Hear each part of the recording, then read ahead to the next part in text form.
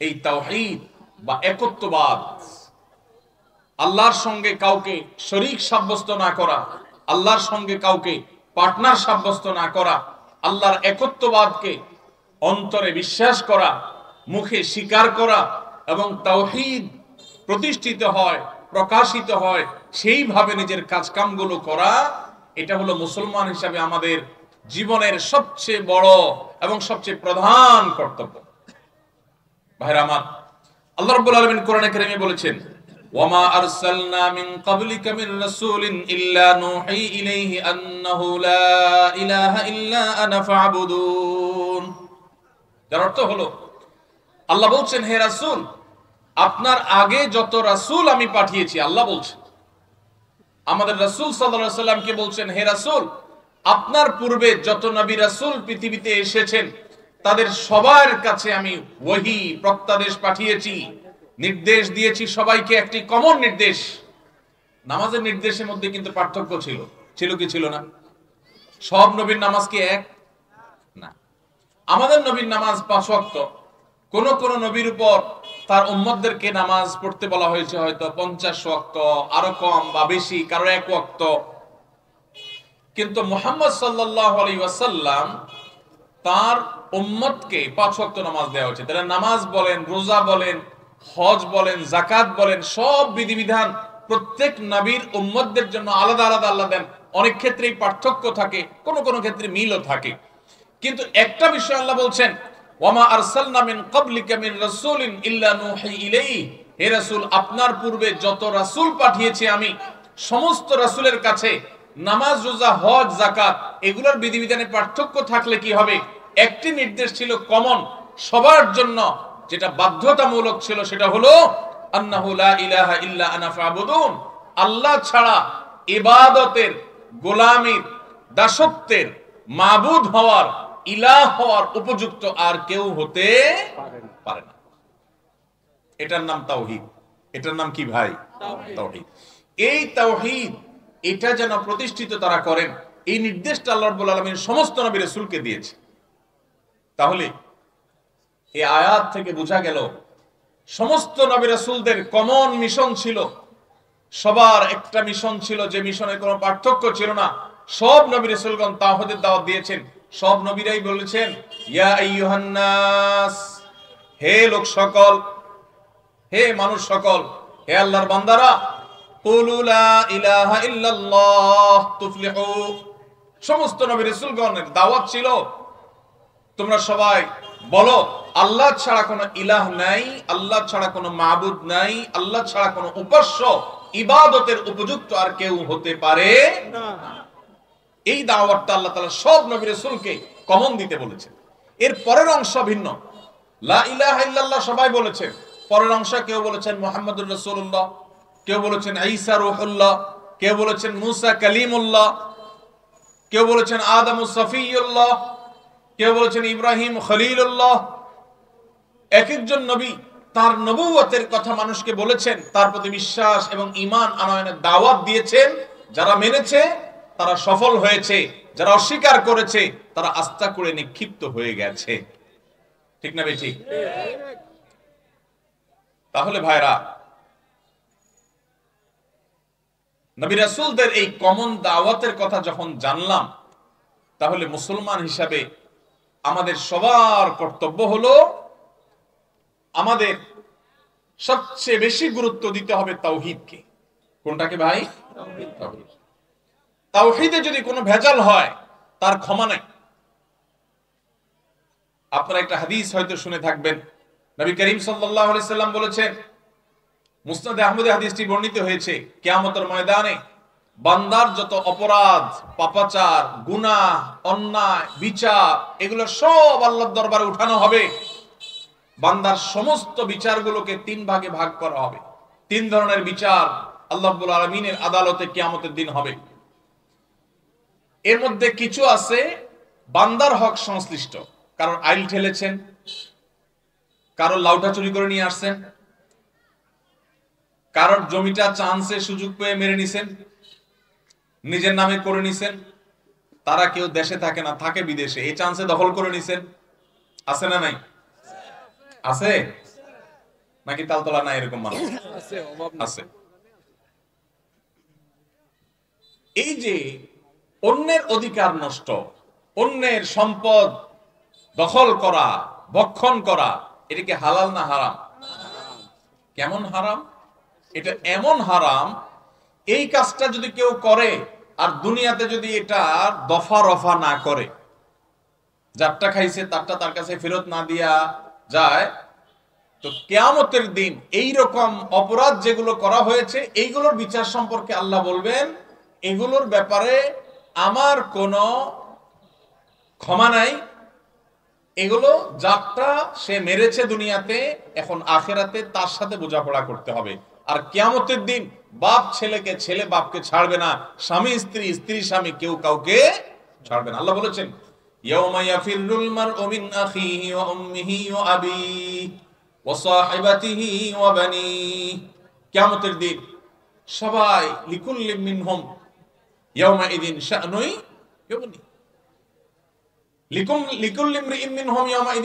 ইউগনি, প্রত্যেকটা মানুষ সেদিন যার যার জান বাঁচানোর জন্য পাগল পড়া থাকবে। কেউ কাউকে, বাপ সন্তানকে, সন্তান বাপকে পরিচয় দিতে চাইবে না।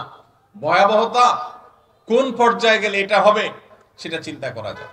সেই দিন ওই যে দুনিয়াতে যাদের হক মেরেছেন, কেউ বলবে না ঠিক আছে ভাই মেরেছো, ঠিক আছে মাফ করে দিই, বলবে ঠিক আছে তখন মেরেছো ভালো কথা, এখন আমি তার বিচার চাই। বিচারে কি হবে? আপনার আমল নামা সওয়াব দিয়ে দিবে। ওয়াজ মাহফিলে গেছেন, সওয়াব কামাই করছেন, আরেকজন আইল ঠেলছেন জমির, আরেকজনের ফসল মেরে দিয়েছেন, আরেকজনের পশুটাকে চান্সে আপনি চুরি করে জবাই করে খেয়ে ফেলেছেন, আপনি কোনোভাবে আরেকজনের হক নষ্ট করেছেন, তাহলে সেক্ষেত্রে আরেকজনের গাছেরটা পেড়ে খেয়ে ফেলছেন, কেউ টের পায় নাই।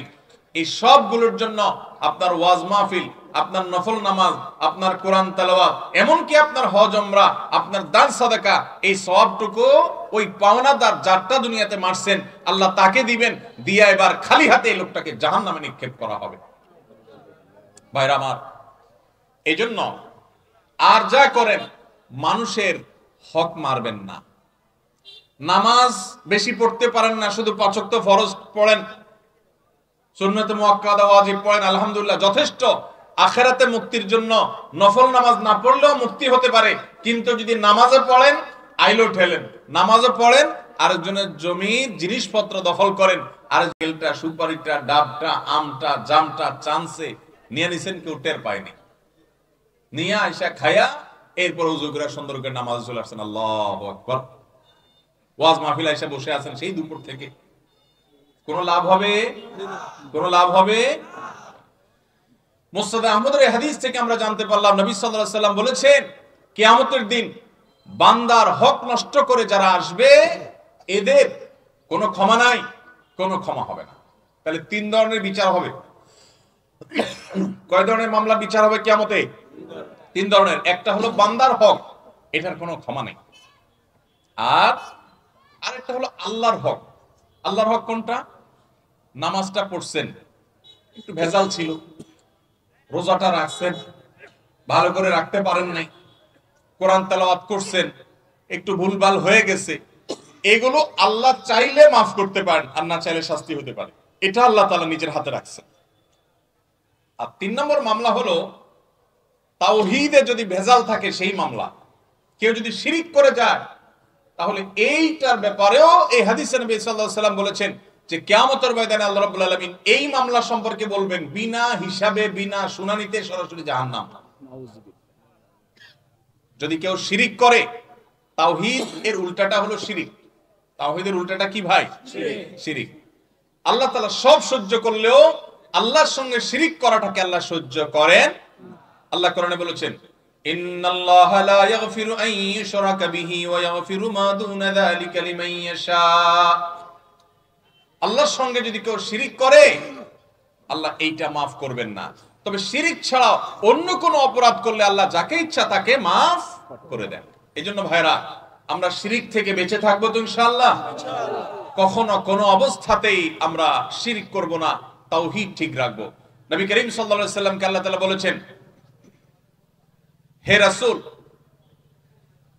ওয়ালাকাদ উহিয়া ইলাইকা ওয়া ইলাল লাযিনা মিন ক্বাবলিক, হে রাসূল, আপনার এবং আপনার আগে সমস্ত নবী রাসূলদের কাছে কমন ওহী পাঠানো হয়েছে লা ইন আশরাকতা লা ইয়াহবাতান্না আমালুক ওয়া লা তাকুনান্না মিনাল খাসিরিন। যদি আপনিও শিরকে লিপ্ত হন, নবী তো কখনো শিরকে লিপ্ত হইতে পারবেন না, হবেন না, তিনি তো মাসুম। আল্লাহ তাআলা শুধু বোঝার জন্য বলছে যে যদি শিরকে লিপ্ত হন আপনি, কথার কথা, বা কেউ যদি শিরকে লিপ্ত হয়, লা ইয়াহবাতান্না আমালুক, তাহলে আপনার আমল পর্যন্ত বরবাদ হয়ে যায়। নবীও যদি নবী শিরকে লিপ্ত হতে পারেন না, যদি শিরকে লিপ্ত হয় তাহলে আল্লাহ বলেছে আপনার আমলও বরবাদ হয়ে যাবে। যত নামাজ পড়েন, রোজা রাখেন, হজ করেন, উমরা করেন, দান করেন, সাদাকা করেন, ওয়াজ মাহফিল করেন, ওয়াজ মাহফিল শুনেন, কোরআন তেলাওয়াত করেন, সব বরবাদ হয়ে যাবে যদি আপনি শিরকে লিপ্ত হন, এবং আপনি ক্ষতিগ্রস্ত হয়ে যাবেন, আপনার কোনো লাভ হবে না, আখিরাত পুরো বরবাদ হয়ে যাবে যদি শিরিক হয়। এজন্য তাওহীদ ঠিক রাখতে হবে, শিরিক থেকে বেঁচে থাকতে হবে। নবী করিম সাল্লাল্লাহু আলাইহি ওয়াসাল্লাম বলেছেন, কোন মানুষ যদি আল্লাহর ইবাদতের মধ্যে কোনো পার্টনার সাব্যস্ত না করে, এখানে যদি কেউ কোনো প্রকার শিরিক না করে, কোনো প্রকার আল্লাহর তাওহীদের বিরোধী কাজ না করে, তখন আল্লাহর উপরে আবশ্যক হয়ে যায় এই লোকটাকে জাহান্নামের শাস্তি না দিয়ে জান্নাত দেওয়া। আল্লাহর হক হলো শিরিক ছাড়া আল্লাহর ইবাদত হবে, শিরিক ছাড়া আল্লাহর ইবাদত হবে। এটা কার হক? আল্লাহর হক। আপনি এই কাজটা করছেন তো আল্লাহর মেইন হক আদায় করে ফেলেছেন। আর আল্লাহর এই হক যদি কেউ আদায় করে, তখন বান্দার হক হয়ে যায় আল্লাহর কাছে তাকে জান্নাত দেওয়া। এজন্য আমরা শিরক থেকে বেঁচে থাকবো তো ইনশাআল্লাহ। ভাইরা আমার, তাওহীদ এর কথা বলছিলাম যে তাওহীদ হলো আল্লাহর একত্ববাদ প্রতিষ্ঠা করা। আমরা গোলাম কার? আল্লাহ। যদি বলেন যে আল্লাহও লাগে এর সাথে ইল্লাহও লাগে, শিরিক হলো। কি হলো? শিরকি কথা হলো। ঈমান হয়তো এই ধরনের কথা ডাইরেক্ট চলে যাবে না, কিন্তু কথাটা জঘন্য।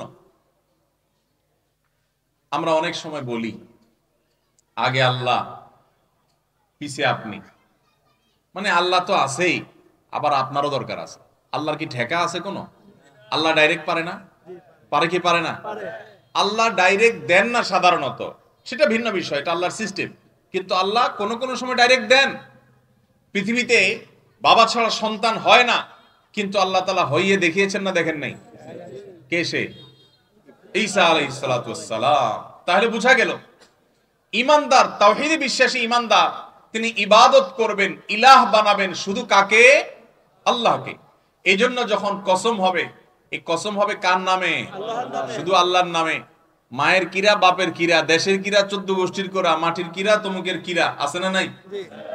কিরা খাওয়া, কসম খাওয়া আছে ব্রাহ্মণবাড়িয়াতে। এগুলো শিরক। মানত হবে কার জন্য? কোন বাবার দরবারের জন্য মানত হবে না। সেজদা হবে কাকে? কিবলার দিকে সেজদা হবে, কিন্তু সেজদা হবে কার উদ্দেশ্য করে?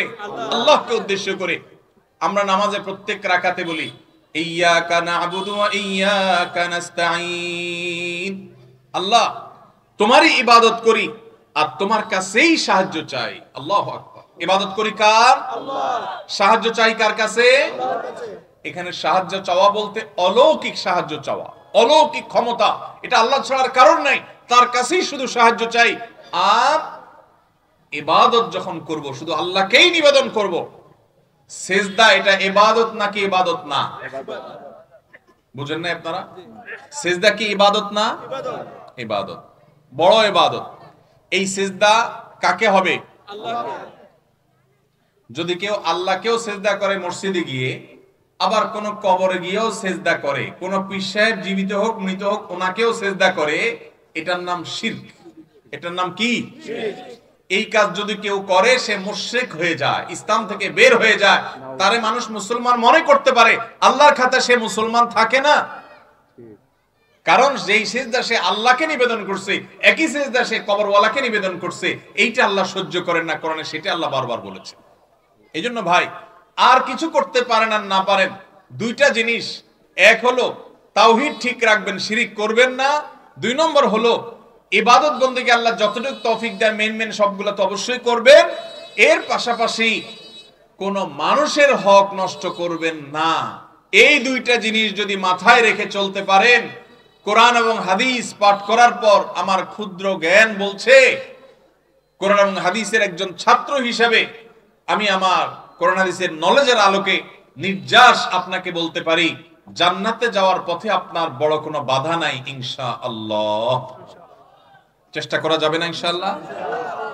হে আরশে আজিমের মালিক, আপনি আমাদের সবার তাওহীদটাকে মজবুত করার তৌফিক দান করুন। আমরা যখন আমল করব, রাসূলের সুন্নাত দেখে দেখে আমল করব। আমার নবীজি কিভাবে করেছেন, কিভাবে করতে বলেছেন, আমরা অনুসরণ করি। আমাদের মডেল কে? মুহাম্মদ সাল্লাল্লাহু আলাইহি ওয়াসাল্লাম। আমাদের ইবাদত এটা হবে সুন্নাহ সম্মত, আর আমাদের ঈমান হবে তাওহীদ সম্মত। শিরিক মুক্ত ঈমান, বেদাত মুক্ত আমল, তাওহীদ যুক্ত ঈমান আর সুন্নাহ যুক্ত আমল, এটাই হলো নাজাত এবং আল্লাহর কাছে আখিরাতে মুক্তির মূল মন্ত্র। গোটা কোরআন জুড়ে, নবী সাল্লাল্লাহু আলাইহি ওয়াসাল্লামের হাদিসের বিশাল ভান্ডার জুড়ে এই কথাটাকেই বিভিন্ন ভাবে বলা হয়েছে। আমি অত্যন্ত সংক্ষেপে অল্প সময়ে ওই নির্দেশটা আজ আপনাদের সামনে তুলে ধরার চেষ্টা করলাম। পুরো গোটা ইসলামের নির্দেশটাই হলো এই, যে আমি বান্দার কোনো হক নষ্ট করব না, আমার ঈমানের মধ্যে ভেজাল ঢুকতে দেব না। আমল বেশি করতে পারি আর না পারি, যেটুকু করব সুন্নাত অনুযায়ী করব, বেদাত মন গড়া পদ্ধতিতে করব না। বাপ দাদার 14 গোষ্ঠী কি করছে এটা দেখব না, কোরআন হাদিসে কি আছে সেটা দেখব। ঠিক না বে ঠিক? বাপ দাদার 14 গোষ্ঠী দেখবেন না, কোরআন হাদিস দেখবেন। আপনি যদি আল্লাহর কাছে যাওয়ার পরে ফেরেশতারা যখন আমলনামা খুলবে, হিসাব নিবে, তখন যদি বলে এই তুমি যে এই যে ভেজাল কামটা করছিলে এটা কোথায় পাইছো, যদি বলেন যে আমার বাপ দাদা 14 গোষ্ঠী করছে, মায়ের একটাও নিচে পড়বে? বলবে তোমারে কি বাপ দাদার অনুসরণ করতে বলছে? বাপ দাদা যদি ভুল করে তুমি কি ভুল করবা? ভাইরা আমার, এই ব্রাহ্মণবাড়িয়ার বহু কৃতি সন্তান প্রবাসে থাকেন। তাদের কষ্টার্জিত টাকা রেমিটেন্সের আকার হয়ে আমাদের দেশের অর্থনীতির চাকাকে সচল করে। ঠিক না বে ঠিক? কি কষ্ট প্রবাসীরা করে আমি দেখেছি নিজের চোখে। নিজে ভালো করে খায় না, বাড়িতে একটু টাকা পাঠায়। আমরা তো বসে বসে এখানে মোসা তাও দিয়ে খাই, ঠ্যাঙের উপরে ঠ্যাং তুলে খাই, টোটো কোম্পানি ম্যানেজারই করি, চা দোকানে বসে আড্ডা মারি, কারণ ছেলে বিদেশ থাকে, ভাই বিদেশ থাকে। কত কষ্ট তারা করে এটা আমরা চিন্তা। এই যে ব্রাহ্মণবাড়িয়ার কৃতি সন্তানরা অনেকে প্রবাসে থাকেন, সৌদি আরবে থাকেন, তারা সেখান থেকে রেমিটেন্স পাঠান। সেগুলো দিয়ে আমাদের এই অর্থনীতির চাকা সচল হয়, বিরাট ভূমিকা রাখেন তারা এখানে। বিশেষ করে ব্রাহ্মণবাড়িয়ার লোকজন মিডল ইস্টে, সৌদি আরবে অনেক আছে, প্রচুর পরিমাণে আছে। হয়তো আপনাদের তালতলায় আছে না নাই? বরং ঘরে ঘরে খুঁজলে পাওয়া যায়। এই যে আমরা ভেজাল মুক্ত আমলের কথা বলছি আর শিরিক মুক্ত ঈমানের কথা বলছি, এই শিরিক মুক্ত ঈমান আর ভেজাল মুক্ত আমল এইটা এতটা গুরুত্বপূর্ণ যে কেউ যদি আপনাকে বিদেশ থেকে টাকা পাঠায়, অল্প পাঠায় কিন্তু পিওর পাঠায়, স্বর্ণ পাঠাইছে আপনার ছেলেটা, পরিমাণে অল্প পাঠাইছে কিন্তু পিওর, আরেকজনে অনেক পাঠাইছে কিন্তু নকল বা ভেজাল, আপনি কি অল্পটাতে খুশি হবেন না ভেজাল বেশিটাতে খুশি হবেন? আল্লাহ রাব্বুল আলামিন বান্দার অল্প আমলে খুশি যদি বান্দার সে আমলটা ভেজাল মুক্ত হয়। কি মুক্ত হয়? ভেজাল মুক্ত হয়। আর যদি ভেজাল দিয়ে ভরা হয় তাহলে অনেক আমল করলেও তার 2 পয়সার কোনো লাভ, আল্লাহর কাছে তার কোনো মূল্য। এই জন্য ভাইরা আমার, আমরা চেষ্টা করব আমাদের আমলকে বেদাত মুক্ত করতে, ভেজাল মুক্ত করতে, সুন্নাহ মেনে মেনে চলবো। আর আমাদের ঈমানটার মধ্যে যেন কোনো শিরিক না ঢুকে। আপনার ব্যবসা বাণিজ্যে উন্নতি হচ্ছে না, উন্নতি দেওয়ার মালিক কে? আল্লাহ। উন্নতি দেওয়ার মালিক কে ভাই? আল্লাহ। আল্লাহ।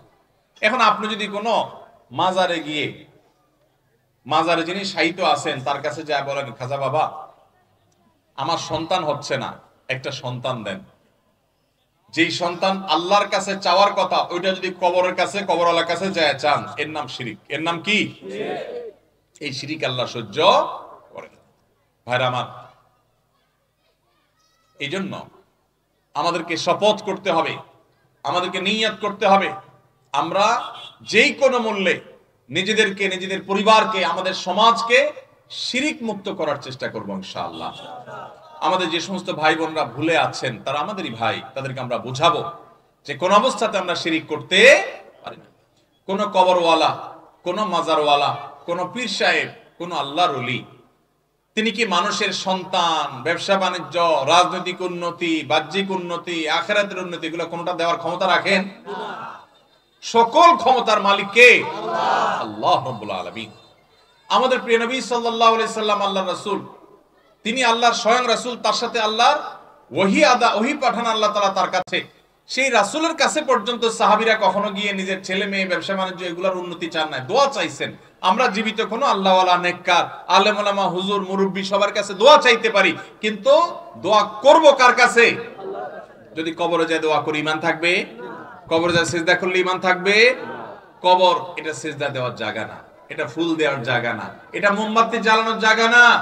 মোমবাতি দিবেন গরিবের ঘরে। মোমবাতি কোথায় দিবেন? যার ঘরে আলো নাই সেখানে মোমবাতি দিবেন। কবরে মোমবাতি জ্বালালে কার লাভ হবে? যিনি কবরে শায়িত আছেন উনি যদি জান্নাতি হন, আল্লাহর ওলি হন, তো আপনার মাটির উপরের মোমবাতি তার দরকার নাই। আল্লাহ মাফ করুক, লোকটা যদি খারাপ মানুষ হয়, জাহান্নামী হয়, তাহলে কোন কবরের উপরে মোম কেন? হেজাক লাইট জ্বালাই দিলে, আপনি আরো 1000 ভোল্টেজের লাইট জ্বালাই দিলেও তার কবরে সেই আলো যাবে না।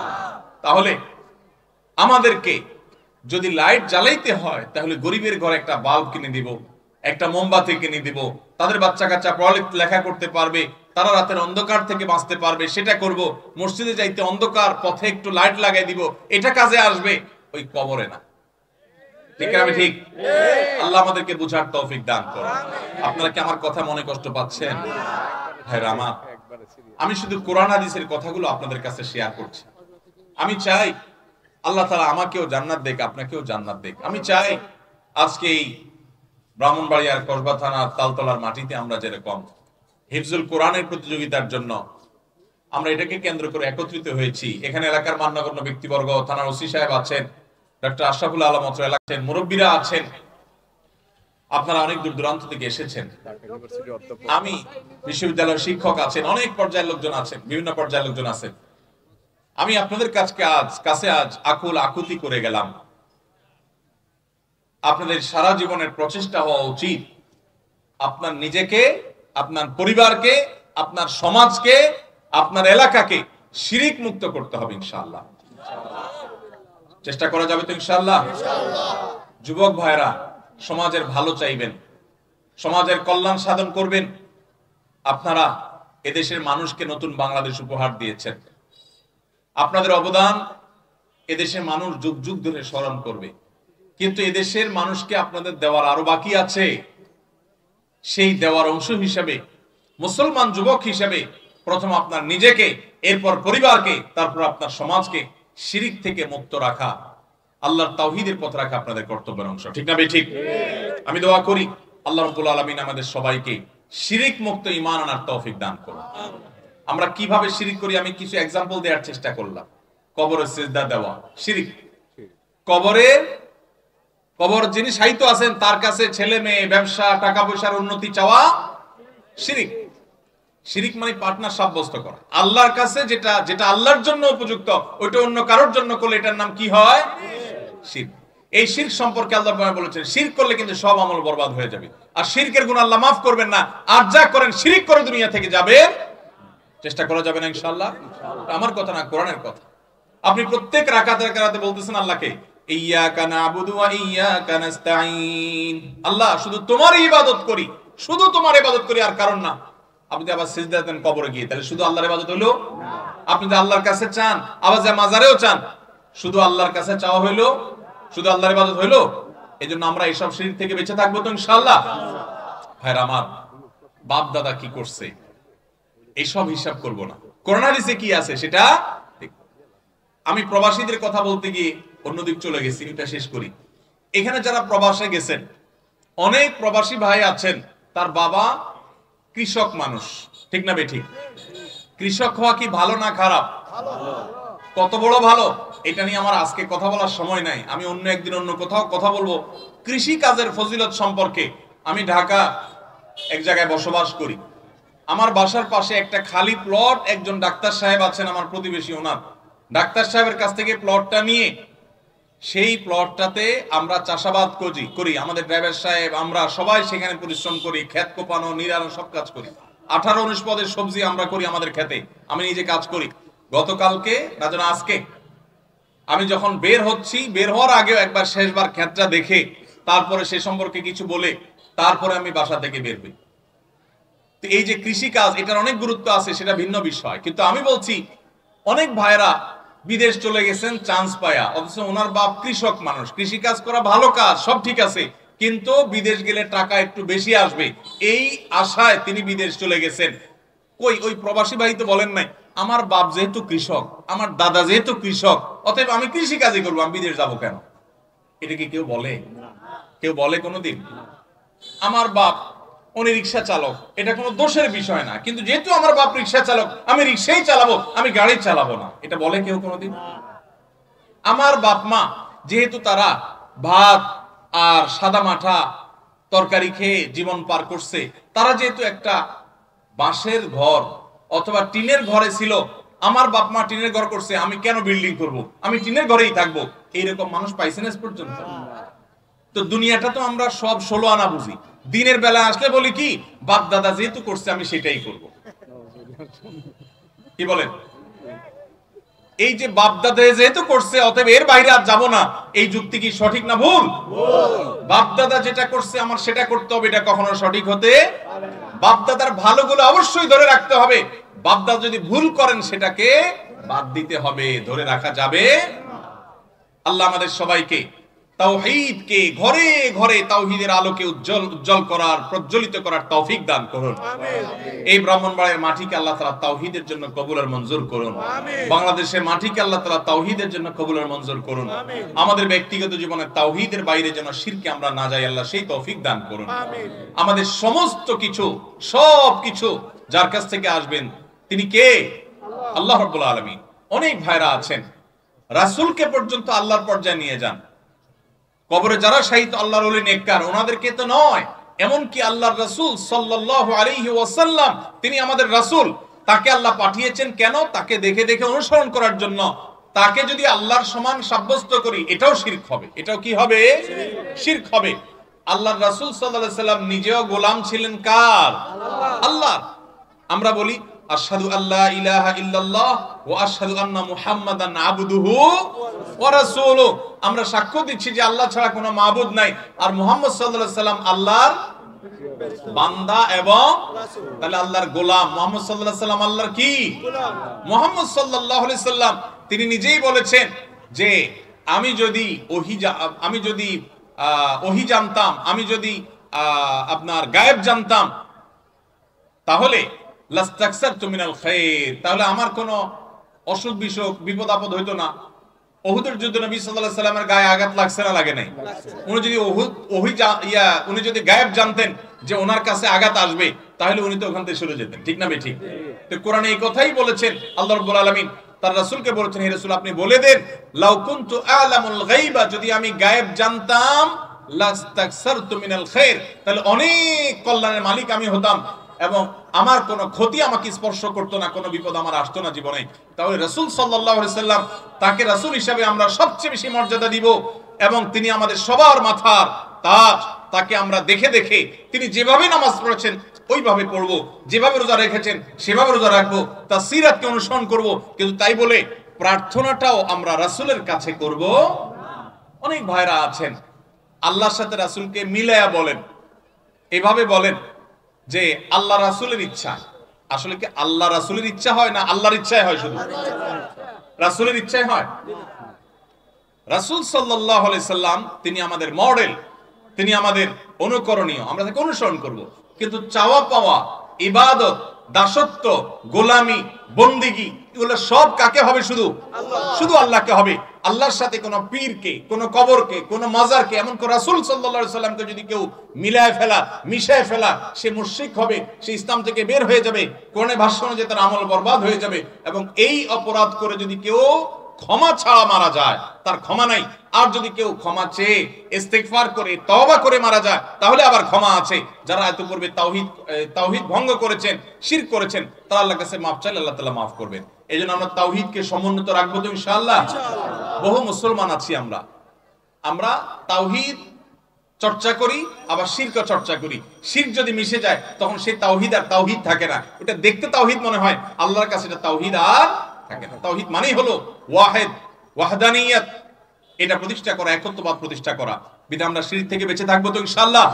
কবর মাজার কেন্দ্রিক যত রকমের শিরক আছে এসব অনাচার থেকে আমরা বেঁচে থাকবো তো ইনশাআল্লাহ। আল্লাহ কেন শিরককে এত অপছন্দ করেন? কারণ আল্লাহ চান আল্লাহর বান্দা আল্লাহ ছাড়া কারো গোলামি করবে না। এটা মানুষের জন্য সম্মানের, গৌরবের যে মানুষ আল্লাহ ছাড়া কারোর গোলামি।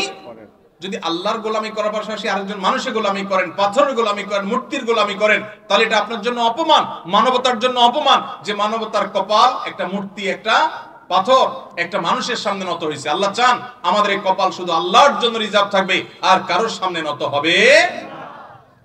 আমাদের সকল ভালোবাসা আল্লাহর জন্য, সর্বোচ্চ ভালোবাসা আল্লাহর জন্য নিবেদন হবে। ভালোবাসা আল্লাহর জন্য, শত্রুতাও। আমরা তো আজকাল দলের কারণে, গোষ্ঠীর কারণে, নানা কারণে ভালোবাসি। আমরা এক দলের লোক, অতএব আমরা একজন একজনকে ভালোবাসি। ভালোবাসা হবে কিসের খাতিরে? আপনি আল্লাহর বান্দা, আমিও আল্লাহর বান্দা, এজন্য আপনাকে ভালোবাসি। আপনি আল্লাহর দুশমন, আমি সেজন্য আপনাকে ঘৃণা করি। তাহলে আল্লাহর জন্য ভালোবাসা হবে, ঘৃণাও হবে কার জন্য? আল্লাহর জন্য। আল্লাহ আমাদের সবাইকে এই তাওহীদকে আমাদের জীবনে ঘরে ঘরে সারা জীবন আমল করার তৌফিক দান করুন, প্রতিষ্ঠা করার তৌফিক দান করুন। ভাইরা আমার, এখানে ধরেন আপনাদের এলাকার এমপি সাহেব আসছেন। এখন তো বর্তমানে কোন সংসদ নেই, সংসদ ভেঙে দেওয়া হয়েছে।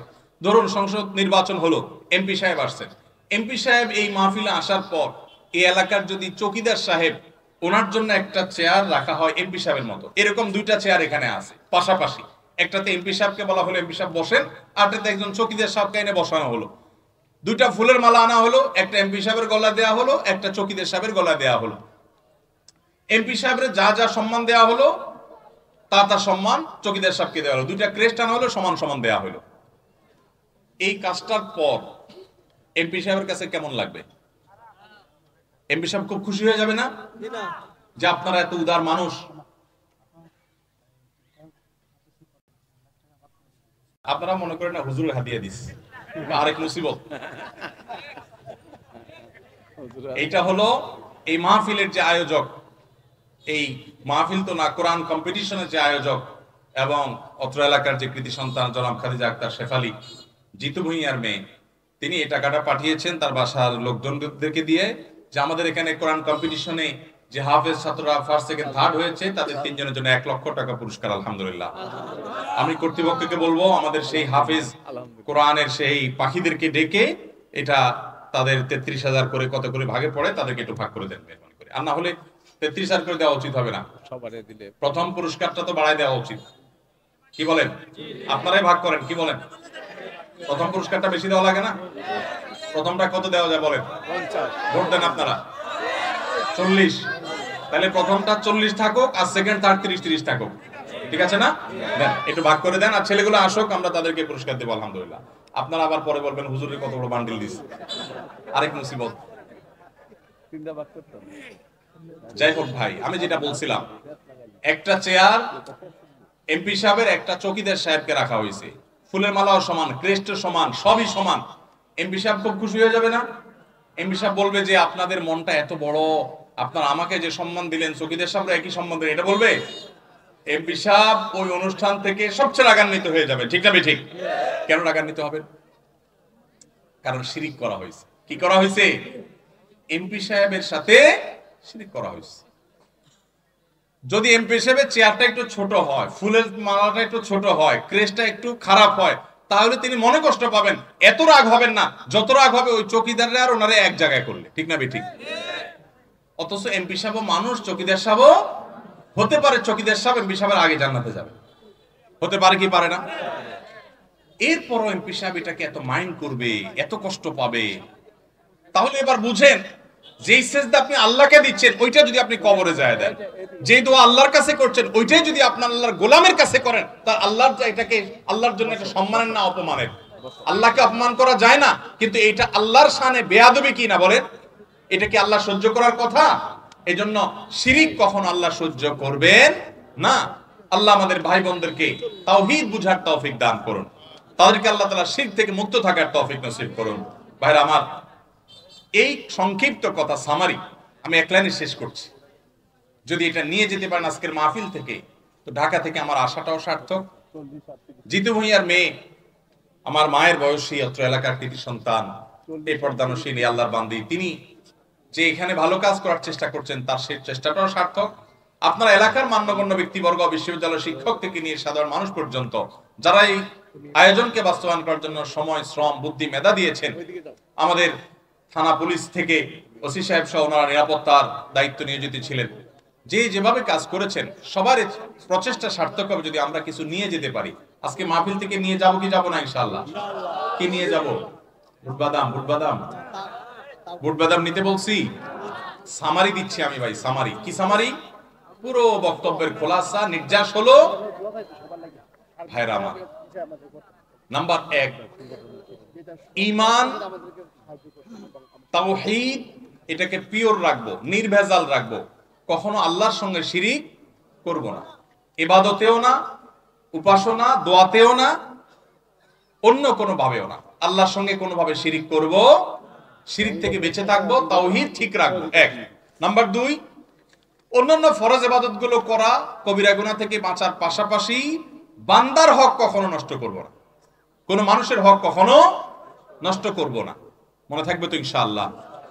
এবং আল্লাহ সুবহানাহু ওয়া তাআলার কাছে দোয়া করব, চেষ্টা করব, নিজে যেরকম তাওহীদের উপরে প্রতিষ্ঠিত আছি, আমার পরিবার, সমাজ, যে মানুষটা শিরকে লিপ্ত, তাকে আদরের সাথে, মায়ার সাথে, মহব্বতের সাথে বুঝাবো, ভাইরে শিরকের কোনো ক্ষমা নাই। তাকে নসিহত করব, উপদেশ দিব, হেদায়েতের পথে আনার চেষ্টা করব। একজন মানুষকে যদি শিরকের পথ থেকে আপনি সরায় নিয়ে আসতে পারেন, নবী সাল্লাল্লাহু আলাইহি ওয়াসাল্লাম বলেছেন, লা ইয়াহদিয়াল্লাহু বিকা রাজুলান ওয়াহিদান খায়রুম মিল্লাকা মিন হুমুরিন নাআম। আলী রাদিয়াল্লাহু আনহু বলেছেন, আলী, তোমার মাধ্যমে একজন মানুষ যদি ভুল পথ থেকে চলে আসে, তাহলে লাল ওটের মালিক হওয়া সবচেয়ে গৌরবের আরব মানুষের জন্য তার চেয়ে বেশি গৌরবের তোমার আখিরাত বিল্ড আপ হয়ে যাবে। এজন্য আমরা শিরক থেকে মানুষকে বাঁচানোর চেষ্টা করব ইনশাআল্লাহ। জীবনে কারো কোনো ক্ষতি করব না, হক মারব না ইনশাআল্লাহ। নিজে কোনো শিরক করব না, তাওহীদ ঠিক রাখবো। লা ইলাহা ইল্লাল্লাহ শুধু মুখে বললে হবে না, আমার আচরণ হবে তাওহীদের সাথে সঙ্গতিপূর্ণ, আমার কথা হবে তাওহীদের সাথে সঙ্গতিপূর্ণ, অন্য কোনো ভাবে না। আমাদের সবকিছু দেওয়ার মালিক, না দেওয়ার মালিক আল্লাহ তাআলা। চাওয়ার মালিক একমাত্র, চাওয়ার জায়গা একমাত্র কোথায়? আল্লাহ রাব্বুল আলামিন। আল্লাহ তাআলা আমাকে, আপনাকে, আমাদের সবাইকে আমল করার তৌফিক দান করুন। এই তালতলার কবরস্থান, এই মঞ্চের পাশেই কবরস্থান, আমি প্রায় জিয়ারত করি, দোয়া করি আল্লাহ তাআলা কবরবাসী সবাইকে মাগফিরাত নসিব করুন। এবং এই যে আল্লাহর বান্দি, এই যে হিফজ কম্পিটিশন করেছেন, এই যে আপনাদের দ্বীনি আয়োজন করেছেন, আল্লাহ তাআলা তার বান্দিকে নেক হায়াত দারাজ করুন, তার মা বাবাকে মাফ করুন। অত্র এলাকার সমস্ত মুরব্বী যারা ঈমান নিয়ে গেছেন, তাওহীদ নিয়ে গেছেন, তাদের সবাইকে আল্লাহ তাআলা মাফ করে দিন। এবং শিরিক থেকে আল্লাহ তাআলা আমাদের সবাইকে হেফাজত করুন। এই মাটিকে, এই এলাকাকে আল্লাহ তাআলা মুক্ত করে দিন, হেফাজত করুন। দ্বীনি প্রতিষ্ঠান যেগুলো আছে, মাদ্রাসা শিক্ষক, ছাত্ররা কোরআন শেখার জন্য চেষ্টা করছেন, আল্লাহ তাআলা তাদের শিক্ষার মধ্যে বরকত দান করুন।